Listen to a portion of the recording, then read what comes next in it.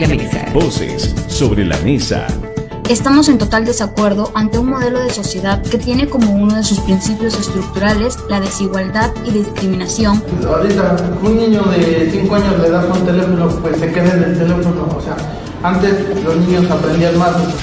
Diálogo abierto sobre distintos temas de la realidad latinoamericana, caribeña y mundial. Voces sobre la mesa. Voces sobre la mesa. América Latina y el Caribe, qué gusto encontrarnos en un nuevo programa, en una nueva semana, en este Voces sobre la Mesa, una producción de análisis y de reflexión de la Asociación Latinoamericana de Educación y Comunicación Popular, ALER. Les acompaña Yolani Pérez en el centro de América, Honduras, y me voy hasta el sur del continente, hasta Bolivia, hasta Herbol, donde saludo y doy la bienvenida también a este espacio a mi compañera Inés González. ¿Qué tal, Inés? ¿Cómo estás? Buenas tardes, Yolani. Un gusto saludar a toda nuestra América Latina desde el sur y desde el corazón de Sudamérica, Bolivia. Estoy en la alta ciudad de La Paz. Un gusto estar con ustedes nuevamente. Bueno, estamos días previos a ese 12 de octubre, cuando las comunidades indígenas en América Latina y el Caribe recuerdan ese día de la resistencia indígena. Es una fecha muy importante, Inés, para visibilizar la historia justo de lucha, de ardua resistencia frente a la invasión y la colonización que ha marcado este continente desde hace más de 500 años, pero también para mostrar esa fuerza que están teniendo, sobre todo las mujeres indígenas, para proponer una narrativa de vida, una narrativa que venza justamente toda esa narrativa que ha dominado de muerte, de despojo. Y para hablar sobre esta temática queremos agradecer porque creo yo que es un ejemplo de esas acciones que se están haciendo desde la comunicación para seguir visibilizando las voces y los rostros de las mujeres indígenas. Saludamos a Ángela Cook. Ángela Cook, amigos y amigas, ella es licenciada en Trabajo Social y actualmente está cursando una licenciatura en Medios de Comunicación e Informativos. Ángela es parte de la Federación Guatemalteca de Escuelas Radiofónicas FEGER, coordina la red de mujeres indígenas JUNAOC aquí en Guatemala y por supuesto es la coordinadora de nuestra red de pueblos indígenas, América Indígena en Red, que ustedes pueden escuchar a través de las distintas socias y también a través de las plataformas de ALER. Ángela, bienvenida, ¿qué tal estás? Muchas gracias por el espacio, saludos Inés, saludos Yolani. Bien, acá en Guatemala también hablando un poco de lo que ustedes ya contaron y contenta de poder compartir este espacio que hace contranarrativa a discursos oficiales y creo que eso es lo que hace que ALER sea un mecanismo importante para hacer esa contranarrativa a la comunicación oficial. Mucho gusto. Sé, Ángela, que ustedes están trabajando todo este tema de entender esto de resistencia y más bien vivir y que las mujeres, sobre todo, y las comunidades indígenas cuenten, ¿verdad?, sobre esos saberes, no únicamente desde decir qué sufrido ha sido esta resistencia, sino que en medio de esas realidades de despojo se ha logrado, creo yo, con alegría saber sostener las acciones. Y nos cuenta un poco esa discusión que han tenido en torno a ese término de resistencia, ¿verdad? Que ha girado, Inés, alrededor siempre de esta conmemoración del 12 de octubre. Muchas gracias, Yolani, y quiero iniciar diciendo que que nosotras nombremos el día 12 de octubre como Día de la Resistencia Indígena, también posiciona políticamente que no fue ningún descubrimiento, más bien fue una invasión, porque ya existían formas de vida, ya existían otras formas de organización que era legítima. Entonces, cuando nosotras nombramos que es un día para recordar y reafirmar la resistencia histórica indígena, es la contraposición también a las dominaciones coloniales que nos han dicho que es el día de la raza, es el día o el descubrimiento de América. Entonces, todas estas formas son formas violentas de invisibilizar a los pueblos, ¿verdad? Entonces, desde esa lógica, nosotras también reafirmamos que es el día de la resistencia de los pueblos, pero también hemos tenido otras discusiones que En este momento de la historia es clave decir que hay que avanzar a exigir el derecho a la existencia. Reafirmamos que la resistencia de nuestras abuelas y nuestros abuelos nos ha permitido estar hoy acá, ha permitido que nosotras podamos también hablar, ha permitido que nosotras también podamos debatir y sobre todo podamos también hacer contrapeso a eso que han pedido o han dicho que es ser indígena.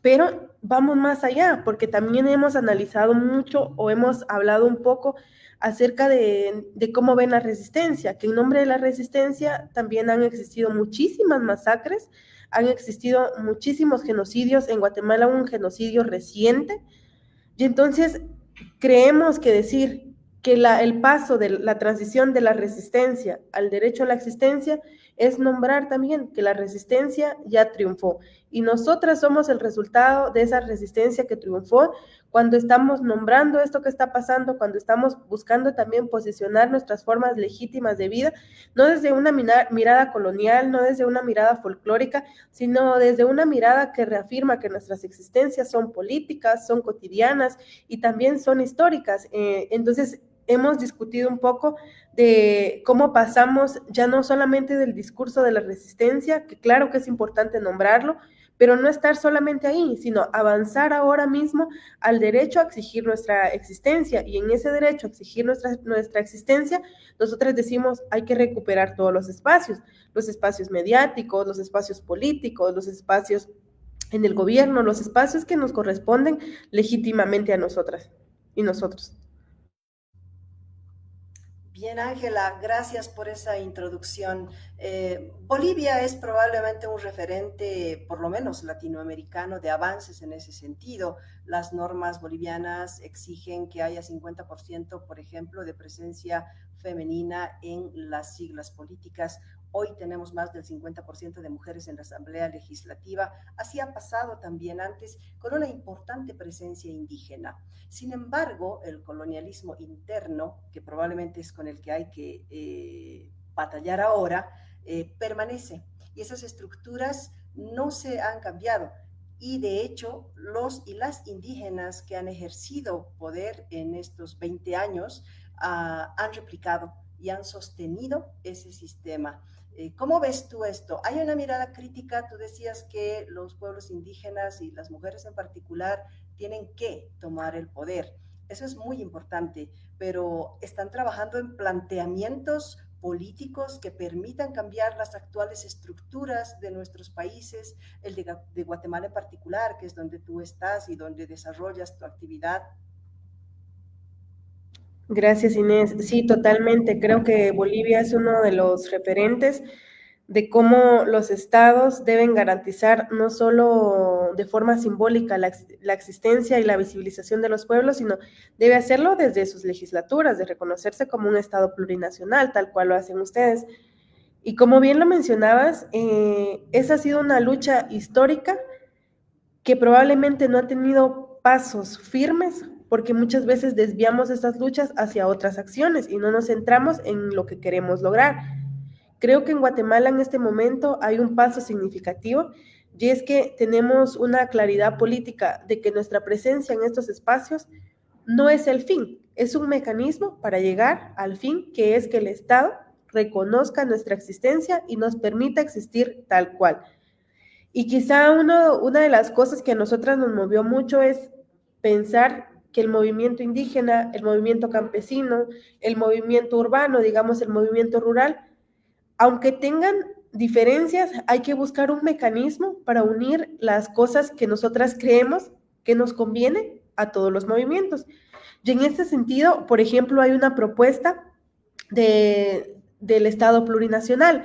Antes existían de diferentes organizaciones. Por ejemplo, había una que propuso Codeca, otra que propone Huaquibquej, y así. Y entonces, el hecho de lograr que estas dos agrupaciones, por llamarlo de alguna manera, consensúen en una sola propuesta, ha permitido trabajar en este momento hacia avances significativos. Entonces ya entienden que nuestra presencia tiene que ir más allá de solo la forma simbólica. Entonces, a partir de eso se han gestado otras acciones, como el hecho, por ejemplo, de hablar de mujeres indígenas y parlamentarias, que no solamente exigen la inclusión simbólica de las mujeres en organizaciones, en actividades del gobierno, sino que sea algo legislado, que las mujeres tienen que tener una cuota dentro del Congreso. Entonces, creo que en este momento ese es un buen ejercicio que ha tomado Guatemala, el hecho de exigir que esas políticas no solamente sean simbólicas, sino sean algo que pueda reconstruir el Estado o de cómo se ha pensado el Estado.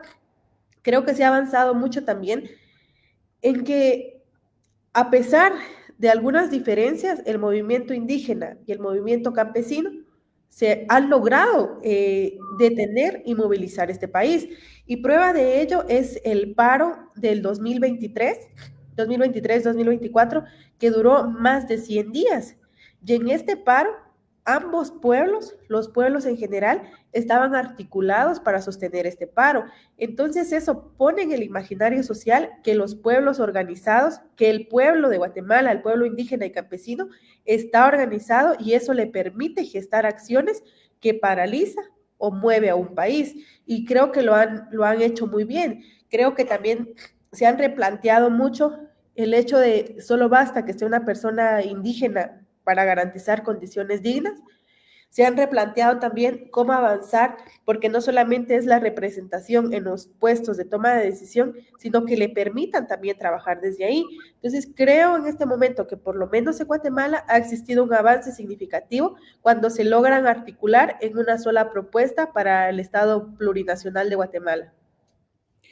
Y Ángela, por lo menos en Honduras, y ahí también nos puedes hacer esa diferencia, y no es igual aportar en Bolivia lo que está viviendo, las comunidades indígenas y garífunas están luchando por el tema de la autodeterminación, y aquí se apegan al 169 de la OIT.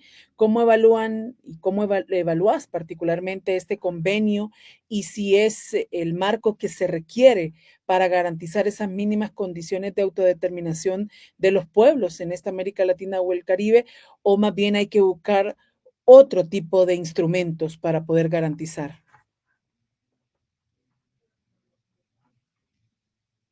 Bueno, yo creo que hay mecanismos que ya están y hay que utilizarlos. Y creo que políticamente el derecho de autodeterminación en formas prácticas es a exigir su derecho a existir desde sus prácticas propias.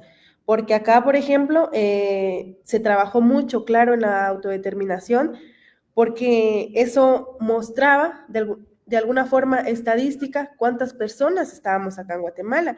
Y eso no solamente queda en la estadística, sino también ya lleva a otras formas, a otros mecanismos. Y quizá aquí una de las experiencias fue que para el censo que realizaron en 2018, menos de la mitad de la población se identificaron como indígenas, digamos, como población maya.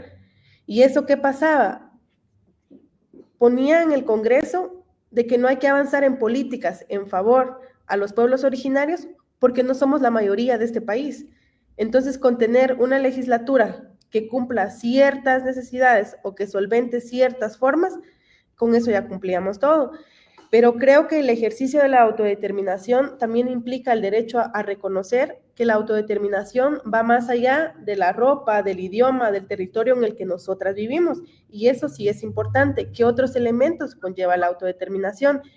Entonces, no se trata solo de autonomía política, sino también de vivir conforme su propia espiritualidad, su propio idioma, su propio sistema de justicia, su propio sistema de educación y su propia relación con la naturaleza. Claro, digamos, en Guatemala es un país que en la práctica, que coloquialmente le conocemos como un país plurinacional, aunque el Estado no lo reconozca, pero aquí mismo existen el pueblo maya, el pueblo xinca y el pueblo garífuna. Son poblaciones con idiomas, territorios y sistemas propios de organización, lo cual ya les permite a ellos autoidentificarse o tener una autodeterminación, porque cumplen con tener un idioma, un territorio y sistemas propios de organización. Sin embargo, desde la colonia, o sea, no es algo nuevo, desde la colonia y hasta hoy mismo, El Estado se ha construido sobre parales racistas y parales que han sostenido siempre la exclusión. Y esto ha hecho o ha favorecido la negación de la participación política real de los pueblos originarios. Por eso cuando los pueblos hablan de autodeterminación, no solo hablan de la forma simbólica, digamos, de nombrarme yo soy cachiquel o yo soy de este pueblo, más bien se refieren o se habla del derecho sobre los territorios y los recursos naturales, porque entonces nosotras ya podemos decidir sobre nuestros territorios, porque tenemos una autodeterminación. Entonces va más allá de la cifra estadística, sino también de las acciones políticas, como el derecho a decidir sobre nuestras tierras, el derecho a decidir sobre los recursos que están en la tierra, pero también el derecho a practicar la justicia propia, digamos, porque en este país, aunque se reconozcan a los pueblos, el sistema de justicia que ejercen estos pueblos no son reconocidos legítimamente. Entonces, también va desde esas prácticas políticas, institucionales, pero también el derecho, por ejemplo, a que podamos educar a nuestras hijas y a nuestros hijos en nuestros propios idiomas y nuestras propias cosmovisiones.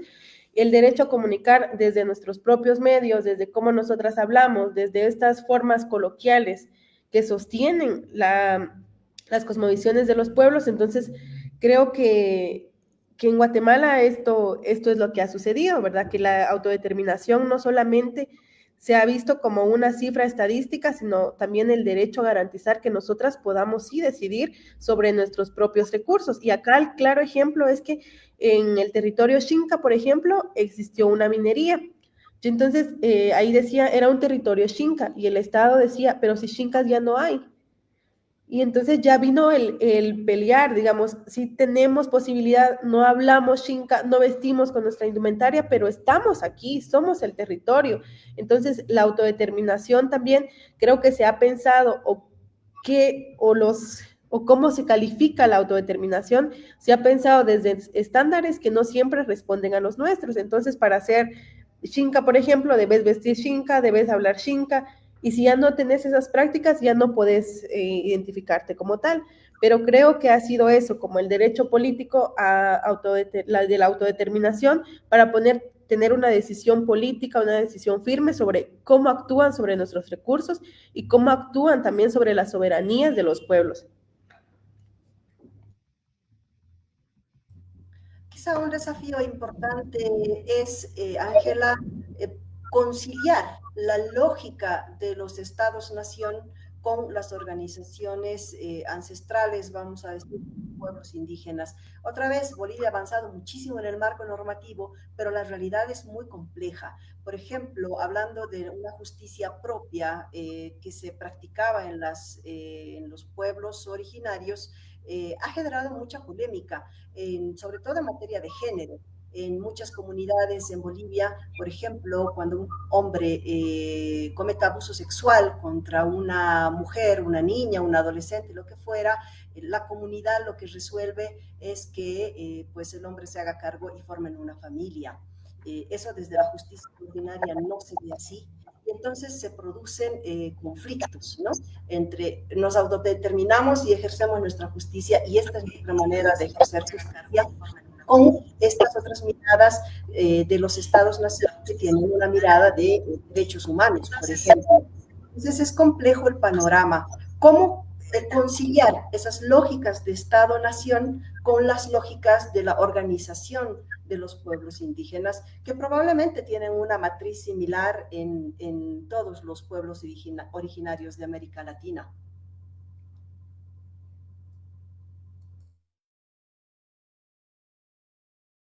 Esa es una pregunta un tanto compleja, que claro que es necesario como irnos replanteando, pero la conciliación entre esas lógicas o las lógicas de los pueblos indígenas y las lógicas coloniales son dos sistemas que tienen estructura, que tienen raíz y tienen una forma de construirse, pero ni siempre son posibles, quisiera decir. Aunque existen formas, aunque podríamos llegar a una conciliación, no siempre son posibles, porque se trata de dos formas de entender el mundo, se trata de dos formas de entender cómo es vivir bien. y muchas veces y casi siempre son completamente distintas. Entonces, que probablemente una surge del equilibrio de la comunidad y la espiritualidad y la otra surge del poder, la acumulación y la dominación. Entonces, cuando entendemos que hay dos lógicas totalmente diferentes, no se puede conciliar. Muchas veces no es posible, porque claro, digamos, la lógica de cómo viven los pueblos o cómo están pensados desde los pueblos es siempre desde el equilibrio. Nosotras decimos aquí que los mayas no somos reactivos, somos preventivos. Y eso nos lo han mostrado, digamos, desde los templos que construyeron. Ellos siempre su pensamiento era de prevención y no de reacción, siempre desde el equilibrio y la comunidad. Pero estas otras lógicas que son de poder, acumulación y dominación son totalmente distintas. Entonces quisiera partir de ahí, que existen lógicas que no son posibles conciliar, porque se tratan de dos formas de entender el mundo. Entonces, si yo estoy clara que para mí vivir bien es tener una acumulación de riquezas, nadie va a contradecir eso. Y si yo tengo la claridad que para mí vivir bien es vivir desde el equilibrio, cuidar a la naturaleza, yo voy a defender esa postura. Entonces también hay que decir que son dos lógicas que parten de alguna forma de lugares distintos, como por ejemplo, las lógicas de los pueblos indígenas, pueblos originarios y demás, se basa muchas veces, muchísimas veces, o por lo menos acá en Guatemala, de la interconexión entre la vida humana, la naturaleza y la espiritualidad, como tres elementos importantes. Y todos estos elementos buscan el equilibrio, la comunidad y el buen vivir, lo que aquí nosotras decimos el Utzcaslemal, cómo vivimos bien, pero cada una cómo vive bien desde su comunidad, desde su propia forma. Pero, por ejemplo, las lógicas coloniales parten de la separación entre el humano y la naturaleza, entre la razón y el espíritu, lo civilizado y lo salvaje. Entonces, ellos son civilizados y nosotras somos salvajes, porque somos pueblos originarios o somos pueblos indígenas. Entonces, esta lógica, digamos, esta lógica colonial, se sostiene básicamente desde la propiedad privada, desde el progreso individual y desde el control del territorio. Y lo decimos aquí así porque, por ejemplo, aquí en Guatemala hay muchísima riqueza. Aquí, digamos, y tenemos buena tierra, tenemos tierra muy fértil. Nosotras nos comemos un durazno y tiramos la pepita del durazno y es un hecho que va a salir un duraznal. Entonces, es ilógico que en una tierra que sea tan fértil, las poblaciones vivan con mucha hambre, pero porque esa lógica colonial parte siempre del crecer individualmente, de crear riqueza solo para mí, y desde esa lógica es que hay solamente 7 familias que controlan todo el movimiento económico en este país.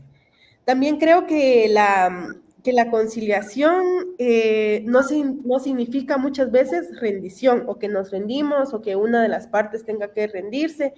Para los pueblos originarios, o quisiera entenderlo así, conciliar no es someterse, o sea, no es inclinar, sino dialogar desde la dignidad y sobre todo sin perder la raíz. Por eso muchas veces digo que la conciliación juega un papel importante y ese papel importante siempre ha sido a favor de las lógicas coloniales. Y entonces tenemos la interculturalidad. La interculturalidad ha puesto en el imaginario social que si utilizamos ese término, estamos siendo equilibrados entre los pueblos originarios y las otras formas de expresión de vida, pero siempre ¿qué prevalece? El español. En este caso, quizá poniendo un ejemplo práctico, Guatemala siempre habla de interculturalidad en el sistema de justicia y demás, pero cuando en las comunidades hacen una asamblea, aunque hablen en cachiquel, que es un idioma maya, el acta que vale y es el legítimo es el que se firma en español. Entonces, en esta interculturalidad siempre hay una cultura dominante y ese ha sido el juego sucio que han utilizado para decir que estamos conciliando y por eso llegamos a la interculturalidad. Siempre hay una cultura que gana y en este caso ha sido otra vez la cultura con la lógica colonial. Entonces, en otras palabras, o quizá para resumir, no se trata solamente de integrar a los pueblos indígenas al sistema colonial, porque eso ha buscado la interculturalidad, como tengamos un pedacito los dos, sino de transformar el sistema desde las lógicas comunitarias. Y apelo mucho a llegar a las lógicas comunitarias porque son las lógicas que iniciaron en este territorio, son las lógicas que existieron desde acá. Y el ejemplo, quizá ejemplos de conciliación en momentos de tensión, es cuando se habla, quizá el ejemplo práctico de la educación, cuando se habla de una educación intercultural, pero en el currículum sigue siendo eurocéntrico, digamos, o sigue siendo en español. La conciliación solamente es simbólica, no tiene cambios estructurales. En cambio, cuando se enseña desde el sistema o desde el idioma, desde la historia de los pueblos, hay un diálogo real de saberes. En el caso de la justicia sigue siendo lo mismo. Cuando se impone la justicia estatal sobre la justicia ancestral, que muchas veces ha pasado, hay colonialismo, pero se refiere también a las autoridades y deslegitimiza casi siempre el poder de las autoridades ancestrales que ha existido en los territorios. Entonces, para mí, creo que hay conciliaciones que no son posibles, que no son necesarias y que también no tienen una viabilidad, porque son dos formas de entender el mundo. Una es desde lo comunitario, desde acumular, desde ver por toda la comunidad, de progresar juntos, de crecer juntos, y la otra es desde el individualismo, desde la acumulación y desde anteponer los intereses personales que los intereses individuales. Bueno, sabemos, Ángela, que sos comunicadora, que sos parte de la red indígena Junaoc en Guatemala, también estás en esta apuesta por la comunicación desde la articulación a través de América Indígena en Red. Hoy por hoy hablar de narrativas es justamente profundizar sobre el sentido del mundo que habitamos, porque esa es la labor de una narrativa. ¿Qué aportes crees que hemos dado como medios de comunicación a ir, creo yo, cambiando esa lógica de colonización por comunidades más diversas, por comunidades originarias, y cuáles son los retos que ya nos toca también superar como medios de comunicación, desde ALER, pero también otros espacios que quieran hacer una comunicación que reivindique, que genere dignidad y que respete derechos humanos? Bueno, yo creo que ALER es importante porque marca un punto de la historia, marca también un referente de cómo se hace comunicación articulada y que no precisamente todas tenemos que pensar lo mismo, pero encontramos puntos que son importantes para ambos pueblos, para ambos países y trabajamos y construimos desde ahí.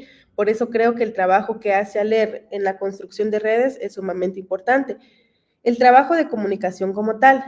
Yo también tuve la posibilidad de visitar Herbol y me pareció que es una fortaleza que exista un medio que hable de los pueblos originarios no desde el paternalismo, sino hable desde la posibilidad de la existencia y la fortaleza que tienen los pueblos originarios.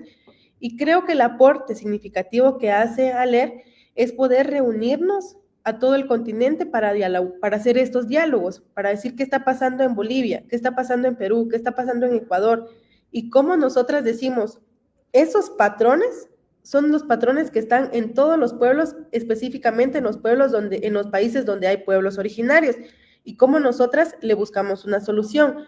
Claro que no podemos solucionar todo, pero sí podemos ser contrapeso a los medios hegemónicos, y lo hacemos desde nuestras formas cotidianas, y lo hacemos también desde cómo comunicamos. Creo que aunque para muchos el comunicar en un idioma originario puede ser una cuota folclórica, ALER y nosotras mismas tenemos la claridad que estamos ejerciendo un derecho político a nombrarnos desde nuestras propias lenguas, desde nuestros propios idiomas. Y cuando no se nos niega esa posibilidad, le estamos abriendo una ventana no solo a una persona, sino toda una comunidad de decir que existimos, y existimos desde esta forma, existimos desde esta lógica. Entonces creo que el trabajo que hacen estas redes, el trabajo que hace ALER, es importante no solo por lo que pueda significar el tener una articulación en medios comunitarios e indígenas en Latinoamérica, sino por su posicionamiento político, porque hay otras redes, digamos, que funcionan en toda Latinoamérica, pero estas redes toda su matriz está pensada desde lógicas coloniales. Entonces, en esas lógicas coloniales no ponen en el centro de su comunicación la vida comunitaria, la vida de los pueblos, la vida comunitaria como tal, sino busca sus intereses individuales. Acá creo que también ha ha funcionado mucho el hecho de siempre pensarnos como parte de todo, y ha funcionado también el hecho de que nosotras busquemos otras estrategias para interpelar también lo que históricamente se ha creído normal. Entonces creo que el que existan estas redes, existan también medios comunitarios indígenas, son necesarios porque son la contranarrativa al oficialismo, son la contranarrativa a decir que en nuestros países, acá por ejemplo, solo tenemos que hablar en español porque solo el español es el idioma. Entonces nosotras hacemos contranarrativa desde esas cotidianidades, que la comunicación también es parte fundamental. Antes, tal vez con un grupo de compañeros hacía la reflexión que personalmente no me gusta nombrar a los medios comunitarios indígenas como medios alternativos, porque eso para mí significa como si están buenos y si no, no están, pero creo que los medios como este medio son necesarios, vitales y fundamentales, y son un pilar fundamental para lograr las democracias en los países, una democracia que sea real e incluyente e inclusiva con los pueblos originarios. Muchas gracias, Angélica. Evidentemente, Angélica visitó Bolivia y visitó Herbol, una visita que ha sido muy interesante y mutuamente enriquecedora, espero. Para nosotros lo ha sido. Ha sido un gusto tenerte. Angélica Cook ha estado con nosotros. Ella es coordinadora de la red indígena de ALER, y bueno, ha sido un placer dialogar contigo, Angélica. Para nosotros ha sido un placer acompañarles a ustedes, y la próxima semana vamos a estar con otro tema importante en Voces sobre la Mesa, un tema desafiante indudablemente, que se plantea con la plurinacionalidad, la interculturalidad y la resistencia de los pueblos indígenas después de la llegada de los españoles a nuestro continente. Un gusto estar con ustedes. Hasta el próximo viernes.